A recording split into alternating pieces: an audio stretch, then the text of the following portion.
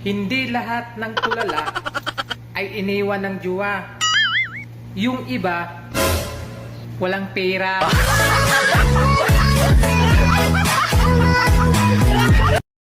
Lalaki po talaga ako. Totoo. Wala pong halong biro yan. Lalaki po ako. I've been married for 10 years. Babatiin ko lang po siya. Mahal na mahal kita, Lando. Yung nag-open up ako ng problema sa kaibigan ko. Pero hindi siya nagpatalo. Mas marami pala sa kanya. Ayun, pareho tuloy kaming stress. Payat naman talaga ako dati eh. Nanghinayang lang ako sa pagkain pag hindi inubos.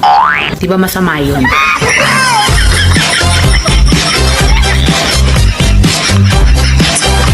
Isang bagay na hindi ko talaga pinopost sa social media.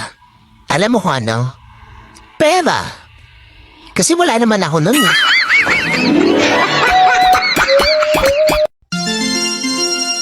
Pag malapad daw ang noo, smart. Wow. So pag kalbo, globe. Kalau mo badis kasi gusto hasil kaya parang babunyi rupa terit.